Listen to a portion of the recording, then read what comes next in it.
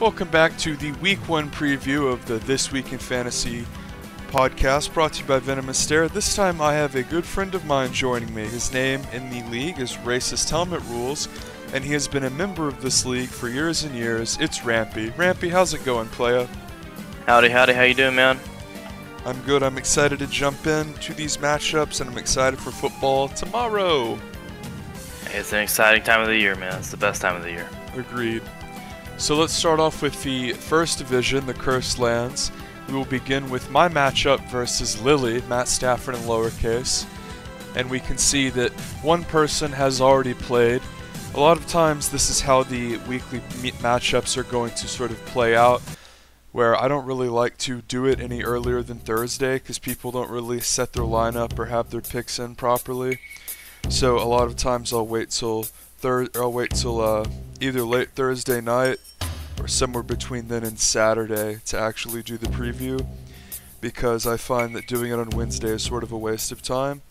So this is what ends up happening: is the Thursday night game happens and a few of the players get to play. Now, yeah, I think that's nice. Like, I think it's nice to have it on like a Saturday morning or Saturday night. That way everybody's lineups is correct, and people, like, I know people tend to mess with it Sunday morning, but for the most part it's set up on Saturday. Exactly. And I think it's worth noting that the Bears and Packers game was so uneventful and terrible. Really boring game. So pretty much everyone who played in that game didn't really produce, which makes it a lot easier to preview. There's not a lot of variance. So without any other preamble, let's jump right into Oive versus Matt Stafford and friends. Tom Brady just gained a huge weapon in Mr. Bird Chest and his blonde mustache.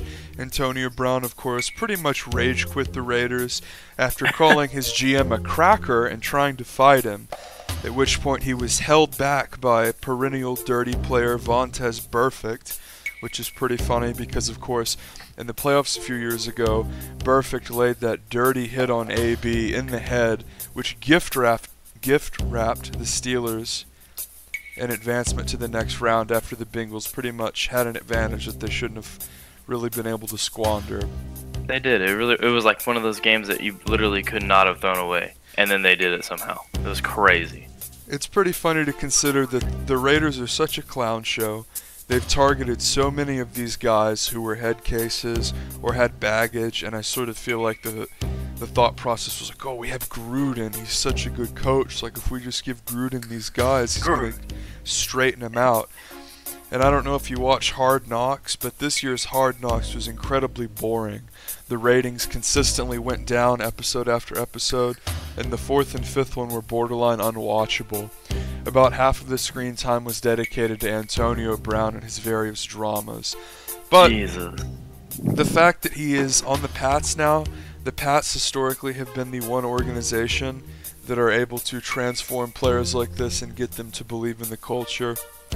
Because let's face it, the Raiders' culture is nothing more than overpaying for Gruden and then being high on their own supply. Whereas the Patriots are a proven team that obviously have won an insane amount of Super Bowls, and they really know what they're doing. So I think Brady, even though he's considered sort of an average fantasy quarterback, having AB is a huge help. And if AB's a pain in the ass, the Pats are going to cut him, and it's not going to hurt them. If you look at a team like the Raiders, AB was like their best offensive weapon by far. Cutting him is probably going to mean they're going to win at least 2 less games. Now, is AB start? Is he playing week 1, or does he have to wait a couple of weeks? I don't even think he's eligible for week 1. But going into the future, Brady could potentially build some rapport and maybe even treat it like Randy Moss version 2. I'm not saying he's gonna set records again, but it could work. It could be great. Well, I think going into this matchup that we're looking at here, I actually think that Drew Brees has the advantage right here. Tom Brady is playing against that Pittsburgh team who, I mean, they have way less weapons, but they're still always decent. And, I mean, they do well in the AFC every year. And Drew Brees is over there playing Houston, which is, I just feel like it's going to be the Drew Brees versus Deshaun Watson show. And, like, how many points can they put up? Yeah, I definitely give Brees the advantage here, although both will perform well. Yeah. Now looking at the running backs, a lot of people have said that Joe Mixon is set to have a good year even though his line is bad. A lot of people found themselves in the early second round sitting there with all of the top tier guys gone, and they were forced to pick Joe Mixon. I think Mixon will probably get about a dozen, and he'll be a reasonably consistent player. Although he is playing at Seattle, which could be a little rough. Damian Williams also has a tough matchup in Jacksonville, though. I don't expect either of these guys to do all that well. I agree with you. I mean, Damian Williams against Jacksonville, or whatever his name is Damian? Yeah, Damian Williams. Sorry, yeah, Damian. He's playing against Jacksonville, which is like has the past few to 5 years, I would say, have been a really high-ranked defense. You know, Saxonville and all that. So it just depends on how many of those, you know, little screen passes they play, or you know, just some weird breakout moments that the Chiefs can get. Because I mean, they're gonna air it out. It's gonna be the air show with Patty Mahomes. And Joe Mixon, man, I wish I knew more about the Seattle team. I probably should since I live here, but you know, I'm a Cowboys fan for life. So the Mixon matchup with Williams here, I have to give the edge to Williams, but not by much. I would say it's probably like you said, like Mixon gets a dozen and Williams might get like a touchdown and make 13. Well, to me, what's interesting is the whole LaShawn McCoy signing, and basically who is going to get what amount of touches, who is going to be the feature back of the offense. I think a lot of people who took Damian Williams were absolutely crestfallen to see LaShawn McCoy sign. So I would give the edge to Mixon there. Well, let's see. I don't think McCoy will be a big part of the offense yet. I mean, he's only been there for like a week and a half. That's not enough time to really mesh with the offense and get a whole lot of touches. I hope you're right. Aaron Jones did not perform well, as Packers running backs really are always projected like 180 points at the beginning of the year and never actually perform. And I think Chris Carson will do well against a weak Bengals defense. Yeah, I agree with that for sure. I mean, if you're gonna get a Packers running back, it might as well be a fucking wide receiver first.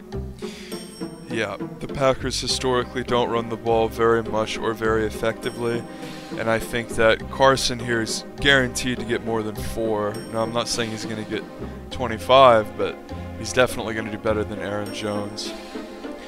Julio Jones just signed a lucrative extension, making him the highest paid receiver in football. I actually think that he'll outperform Odell Beckham Jr., who is on a team with a lot of weapons.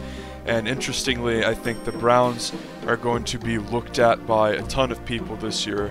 If you look at popularity and interest in a team within the last 3 years, the Browns probably have the absolute highest spike out of any team. This was a laughingstock organization no one gave a fuck about, and now all of a sudden the Browns are like a 3-1 start away from everyone being a full-blown Cleveland bandwagoner. I'm interested to see how Beckham will adjust. Wholeheartedly agree. And I definitely agree on your take that Julio Jones will outperform Odell. I think that it's interesting that you know, there was a lot of reports early in the training camp and stuff that Odell and Baker weren't getting along nearly as well as the Baker and Jarvis Landry were hitting it up. So it's interesting to see what his production will be like, and if he was actually worth a high draft pick in fantasy like everybody, you know, projected him to be. I think anyone who took Beckham is really expecting him to get a touchdown this week, and I think you should start to hit the panic button on Odell Beckham quickly this year. If he starts to underperform and he doesn't have many good weeks at the beginning of the year, I don't think that he will improve all that much. I think that he sort of needs to find his rhythm and place in this offense early. Definitely. Absolutely agree. Michael Thomas, one of the best receivers historically in the last 5 years. Tons of targets, tons of receptions, tons of touchdowns. Big contract. Yep, and he's facing off against Brandon Cooks, who is very consistent and solid. I expect both of these guys to get a dozen or more, but Michael Thomas is the more explosive of the two players, and they're both on exceptional offenses. So I'm actually going to give the edge to Thomas by a lot here. Brandon Cooks is on that very consistent offense there in LA. with the Rams. And the problem with that is that he has two other great receivers. Well, maybe not great, but very, very serviceable receivers that share the touches with him. And Cooper Kupp, can't forget about him, man. And you know, Michael Thomas is the big guy in New Orleans. And like I said earlier, like that Drew Brees show is gonna happen. I believe, at least. So I think that Michael Thomas gets about 20 this week, at least. I'd love to see that. Now we have George Kittle, who's one of the best tight ends in the league, facing off against an exceptionally floppy Tampa Bay defense. He's going to get way more than Jared Cook, who, even if he emerges and overperforms, probably won't be anything close to Kittle this year. Yeah, I agree. I don't have anything to really say on it. So. Tevin Coleman also playing the weak Buccaneers defense. He will be in a timeshare with Matt Breida, but I think he'll outperform Sterling Shepard, who has to face off against Dallas on well, that's an afternoon game. I figured they'd be Sunday Night Football, but no, that's actually Pittsburgh. I believe Pittsburgh and New England got that Sunday night spot. But who do you have here, Sterling Shepard or Coleman? Remember, Golden Tate is still suspended for the Giants.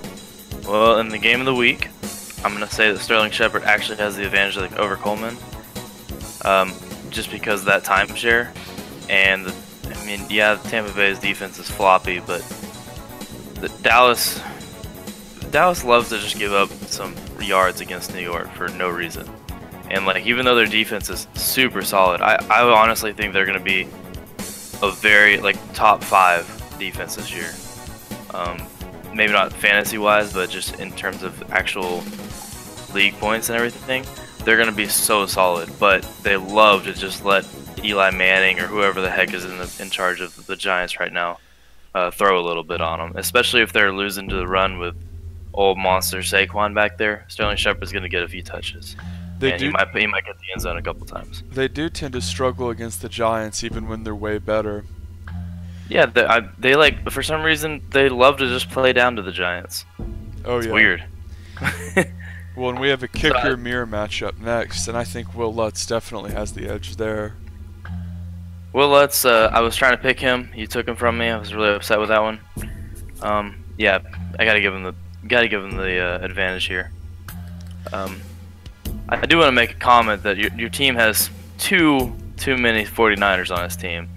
You think so? The 49ers are bad, man. I mean, George Kittle is the best one by far, but having 2 is just, I think that's a long shot for me. Jimmy G didn't play any games last year, really. I mean, yeah, but what else do they have, though? They have I don't see it.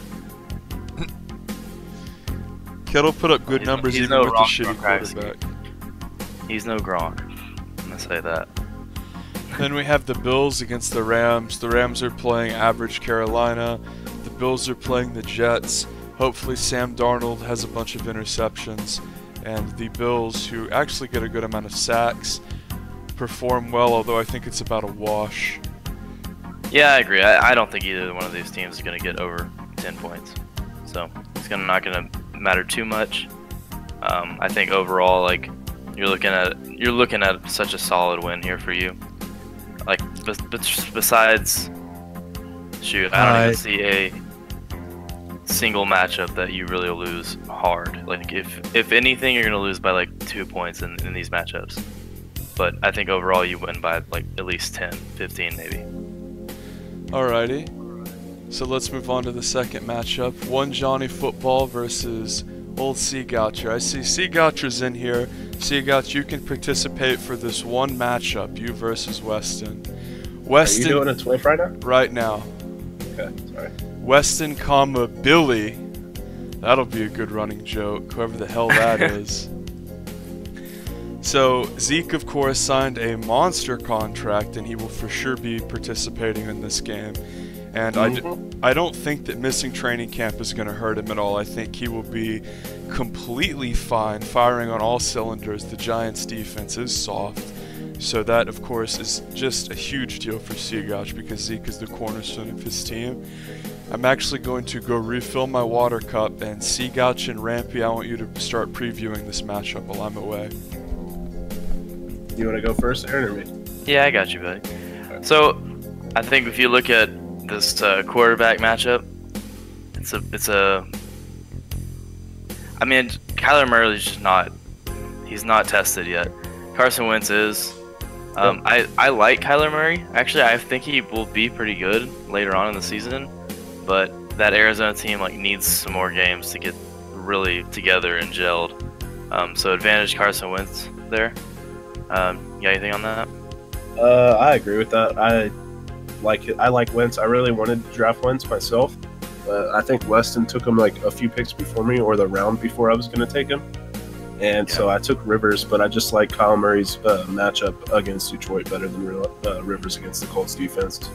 Yeah, the Colts defense is pretty good, and the Lions just suck. Yeah. They suck. James Conner versus Ezekiel Elliott. James Conner's playing that New England defense. Zeke's playing the Giants. I mean, I think Zeke's going to run all over them.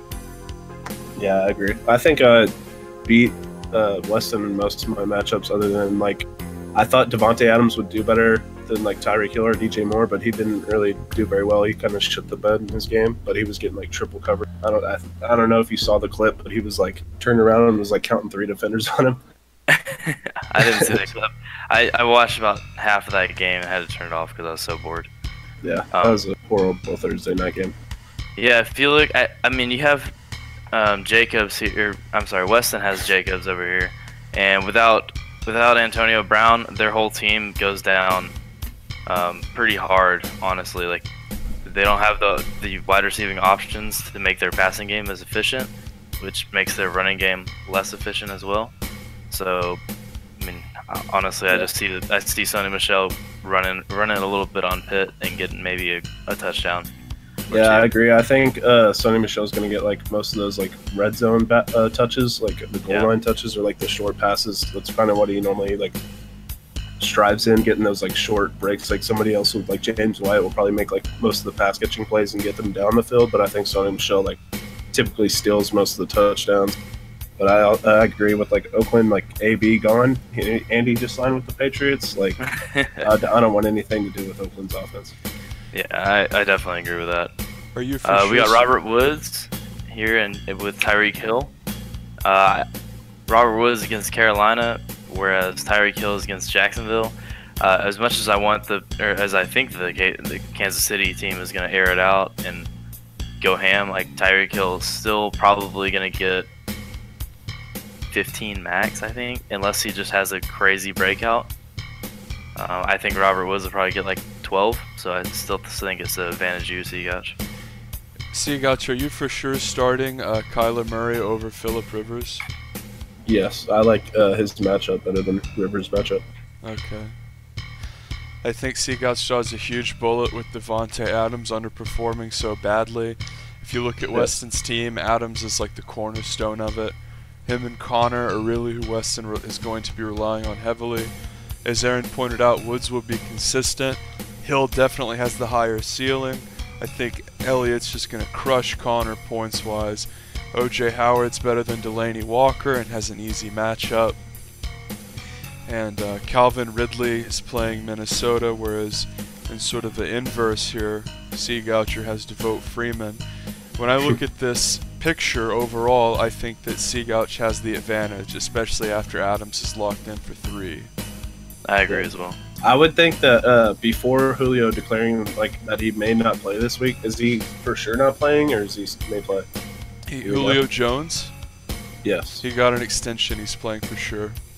Okay, then never mind. I was going to say, because without him playing, I think Ridley's going to get more points than intended, but never mind. Thank God they fucking upped his contract. That was going to be a nightmare for me, having him in 2 leagues. Oh, I was looking at your rosters, I was thinking that. I was like, oh, Wiley's going to be upset. I do like I feel like the closest matchup on here is honestly the defensive matchup.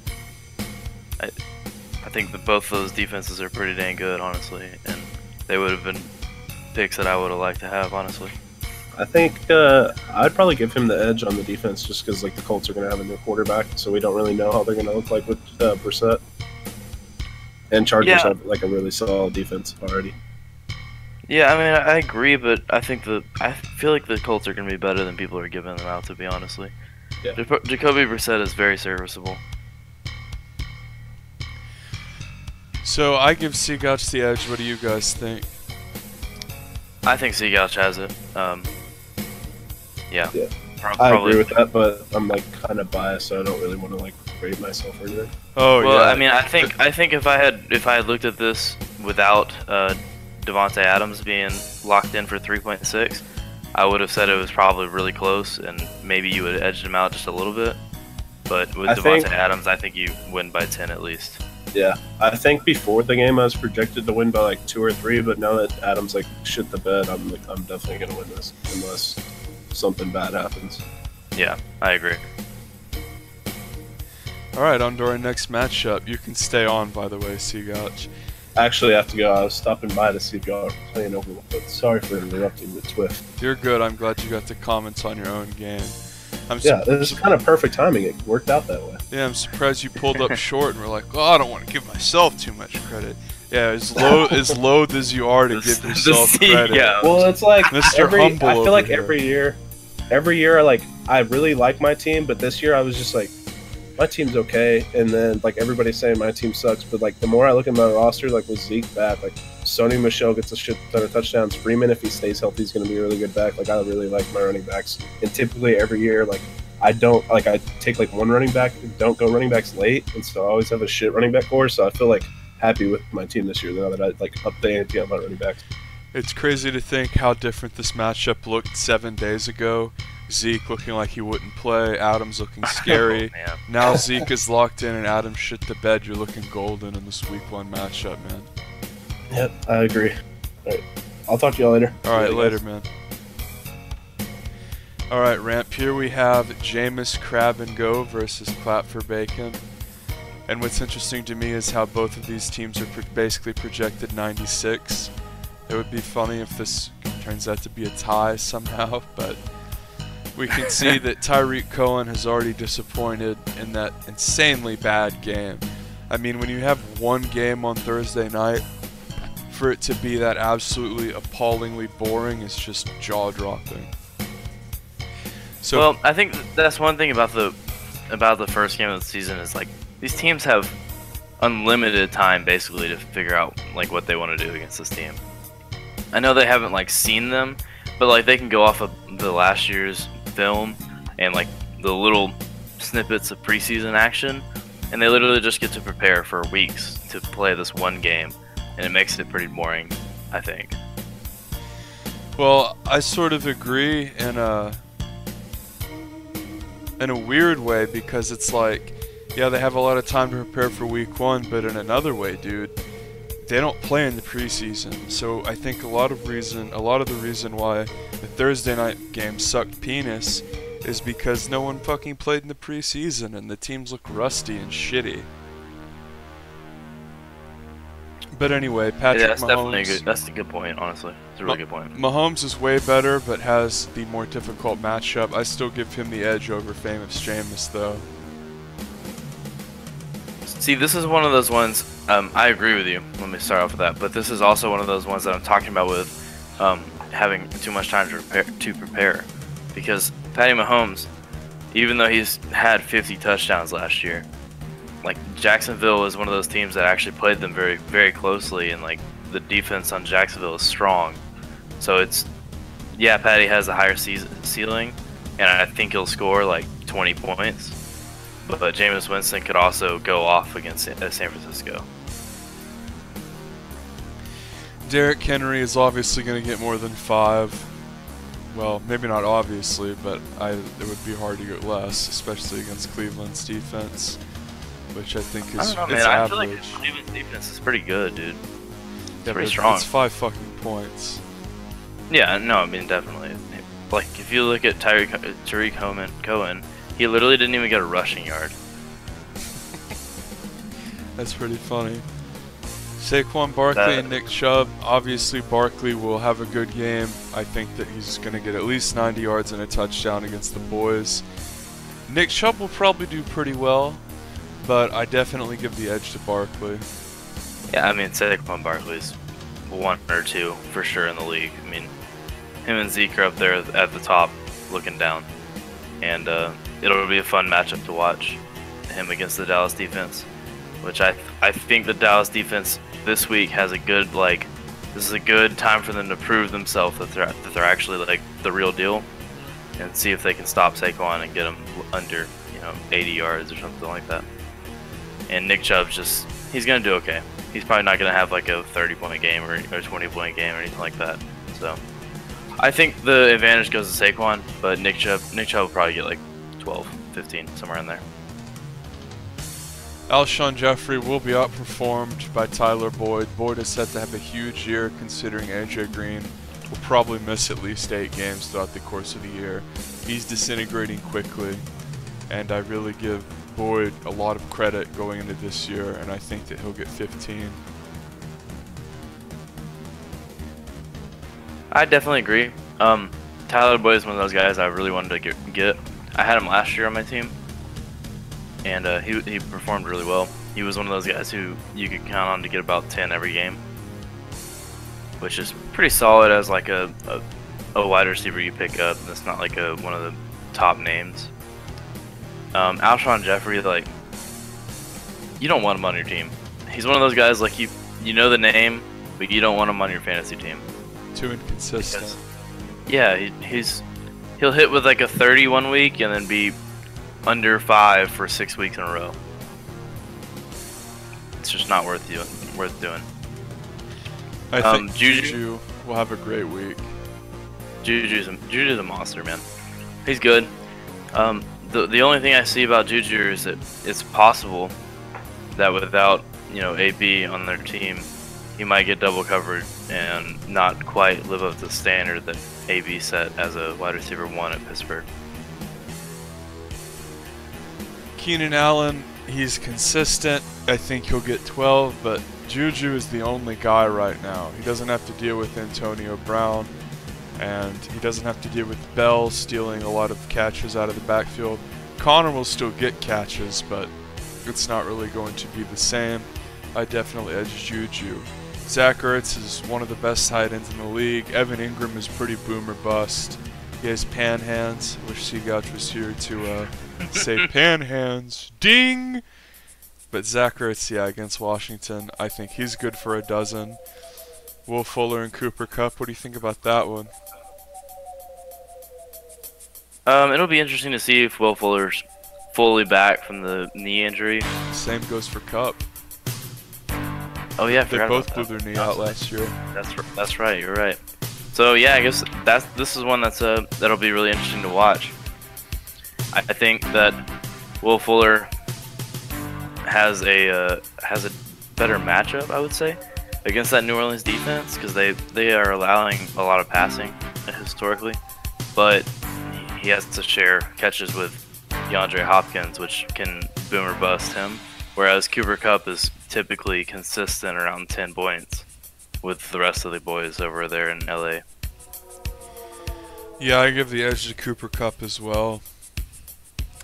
Then we have the Cowboys special teams taking on Robbie Gould and the Saints. I don't think the Saints defense will do that well. I don't think they'll do poorly, but I'm thinking like 6 points. Robbie Gould will put up a lot of points. I think he'll get more than Maher, but I give the Cowboys the slight edge. Yeah, I think so too. But overall, I edge Spencer in this game, even though he already has Cohen locked in for 5. I think Cladford could get a little bit of an upset here. Patty Mahomes might be able to take it home. Jameis Winston, I hate him. And I honestly think the Cowboys can maybe stop Saquon. And I feel like this is a good week for Cladford to steal a win off of Spencer, because I feel like a lot of these matchups, his players could potentially have a bad game. Now, I don't know if they will, but I could see like a couple of them not doing as well as they should be doing. So you picking Cladford? I'm going to pick Cladford this week. Okay. Spencer's going to hate it, and I love it. Let's move on to the new joke versus trophies. I guess if Sam limps into the playoffs, he'll be new to that respect of the league, but no other respect. They got to change. He's got to change his name. Mike Evans Terrible. is sicky. He'll almost certainly play. And Diggs has a hamstring. Presumably he'll plug in Michael Gallup if Diggs doesn't play. Jared Goff versus Cam Newton, mirror matchup. Goff is going to get that one. Newton is always a threat because of his legs, but he's coming off a shoulder injury. Well, he can still run. I think they just want him to do it less because he can't stay healthy. But I definitely edge Goff. Same, for sure. David Johnson and Leonard Fournette. Fournette's healthy, and he's playing soft-ass Kansas City defense. I'm going to edge Fournette, even though that Detroit's defense is also shitty. I agree with that 100%, actually. And, you know, Leonard Fournette took his little 3-month sabbatical this year to get away from everything. And I think he's going to come back really strong. David Johnson, he's a guy that I really wanted to have 3 or 4 years ago. And then once the Arizona team just I think it was actually after his injury, I just decided I don't want anything to do with David Johnson and the Cardinals in general. And so I think honestly that Leonard Fournette will put up 16 at least this week, and David Johnson will probably put up at least 12. So edge Fournette. I just think that the Cardinals are such a huge risk. New coach, undersized rookie QB. I think that they could actually be really bad this year, 3-13 bad. I mean, weren't they that last year? I don't remember what they were, but they were really bad. But they got a new coach and the first overall pick, so a lot of people are thinking that they're going to be 8-8. I think that's overstepping, to be honest with you. But I mean, who knows? We might be showing up something new. I doubt it. But, you know, it'll be a welcome surprise to see Cliff Kingsbury, Kyler Murray do well. Alvin Kamara is obviously going to beat 4.5. We don't even need to talk about that.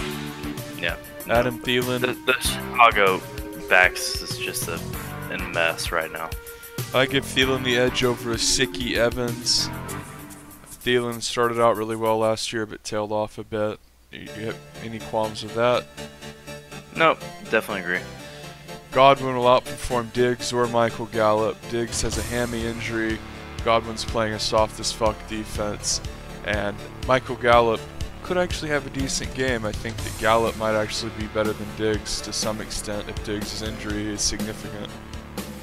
I agree, and also it impacts the Jackson's Thielen over there. If Diggs does not play, then Thielen should get more points, you know. So I definitely would give Godwin the advantage over Gallup or Diggs that he plays, to be honest with you. Because Thielen takes a lot of catches, and Godwin is kind of, besides Kettle, he's the only real receiver over there. And actually, sorry about that. Godwin, if Michael Evans doesn't play, then he's going to be the big receiver there. That's true. If Evans doesn't play, this is going to be a 30-point victory for Jackson. It's going to be this is actually a really interesting little matchup here, especially because they have the wide receivers from both teams, and on the new guy's side, they're both questionable, which really sucks for him. You hate to do that, honestly. So definitely edge Jackson on both of those wide receiver positions. Yeah, I think the more you look at this, the more bloody it's going to be for Sam. Because Landry will be fine. I think him and Galladay is about a wash. I might slightly ledge Andrew, but who cares? Hunter Henry's worse than Njoku. Kicker's the most accurate kicker ever, and he's playing a shit-tier team. The Ravens will probably pop off against Miami, but the Broncos will also have a great matchup against Oakland without AB. Jackson wins, and he does it big, and that's my Combat X easy pick of the week this week. I totally agree with you. I think Jackson wins by at least 20. Okay. Let's move on to CamGauch, who had one of the only productive players of that awful Thursday night game, the defense, of course. The Bears racked up 5 sacks, earning him 9 points. That, of course, I think will do better than the Eagles. It's pretty hard to beat 9 points defensively unless you get a defensive touchdown. Yeah, the Eagles are pretty good about getting interceptions and sacks, though, so it'll be interesting to see. All the quarterbacks on Washington are actually pretty smart with the ball, though, so we'll see about that. I think the Bears still have an edge. Yeah. Deshaun Watson and Matt Ryan are both going to have good games, I feel like. What do you think? I think Deshaun Watson will have a better game than Matt Ryan, even though Matt Ryan has more. I mean, he has Julio and the little fast guy, Calvin Ridley. I think that Deshaun Watson's just playing a little bit softer of a team. Matt Ryan's up against Minnesota, and they're probably going to try to run the ball a little bit more than what I would say Houston will do, which sucks for me because I have Duke Johnson, but you know, we'll see what happens with it. Not a fan of Dion Lewis or Mark Ingram, frankly. I think if Ingram's going to have a good game, it's going to be against Miami. Miami's just, I mean, they weren't good to begin with, and then they gave away everyone and got Fitzpatrick. Yeah, I mean, they went for the guy with the beard for no reason. He's not good. He's over the hill. When he threw that 5 interception game, I knew it was like, that's it. He's gone. No more. It's funny to me that Jameis Winston literally got sacked substituted, benched, for whatever reason, for fucking Fitzpatrick last year. I really think Winston is ridiculously overrated in a lot of ways. Like, he can put up empty stats, but overall as a player, like, how the fuck do you get benched for Fitz when you're like the franchise quarterback? Yeah, he's kind of a joke. He loves his crab legs. Well, I want to kind of go quickly on this one because I honestly don't think either of these teams are that good. Mark Ingram, better than Dion Lewis, but they're both bad. McCaffrey easily wins. Way better than anything Detroit has. Hopkins easily wins. Yep, T.Y. Hilton, weak. Indianapolis. Mike Williams could pop wins. off, but I think DeAndre Hopkins is better. I don't even know who Humphreys is, so I think Vance McDonald's decent, but obviously Kelsey's going to outperform him. Marvin Jones and Robbie Anderson, another couple forgettable players. I edged Marvin Jones. Gostkowski and Zerline, Greg the Leg, Zerline, whatever. I edged Greg the Leg. This is a pretty fucking boring matchup, honestly. Yeah, I think No Fry beats him by a little bit, but it's like one of those like boring 85 to 90 point games. Maybe less. Yeah, I give it to No Fry in a game no one's going to be clicking on all throughout Sunday. Yep. Here we have King of Funny versus you. And Aaron Rodgers. Rodgers' second round pick. 12 points. That's not worth a second rounder. No, it's not. Allen Robinson did actually do pretty well despite Big Dick Mitch being worthless. But he didn't do much, to be honest with you. Ben already has 23, which isn't bad, but those are basically some of his 2 best players, so whenever you take a quarterback that early, you really want him to pop off. Well, I mean, Lamar Jackson's going to probably get 20 against terrible Miami. Gurley doesn't have an injury designation. He'll get at least 12. I think Bell will have a good week, too. I might actually edge Bell there. Yeah, I think I could see Bell getting a little bit better than the Carolina. You know, with Carolina having such good linebackers, I could see Gurley going down a few times, you know, at the line or behind the line and not getting quite as much yardage as he should, or could, I should say. So yeah, I'd give Bell a slight advantage there. Marlon Mack and Cook, I give it to Marlon Mack. I think they're just going to run the shit out of the ball with Jacoby Brissett in the backfield instead of Luck Joke. You know, I would agree with you, but I think that Jacoby Brissett is already pretty solidly in there. He's been there for a full year, right? I know he didn't play, but he learned the offense and he's ready to go. Team, but I mean, he's not very good. But I mean, they're playing against the Chargers, who have a really good defense, and Atlanta's defense is not nearly as good. So in my Bring an opinion, I edge think Cook has the advantage here. Okay. I give Tyler Lockett the edge over Edelman. There's a ton of weapons on the Pats, and I think Tyler Lockett is going to be that dude for Seattle. He was a guy who I tried to target in a lot of my drafts. He'll be solid. Yeah, I agree. Tyler Lockett's a pretty good player, and he's the #1 option over in Seattle. So, well, I should say here in Seattle, I guess. And Amari Cooper, I think will get more than 10. I think he'll catch at least 1 touchdown this week. Yeah, I'll put Cooper in for 14 points.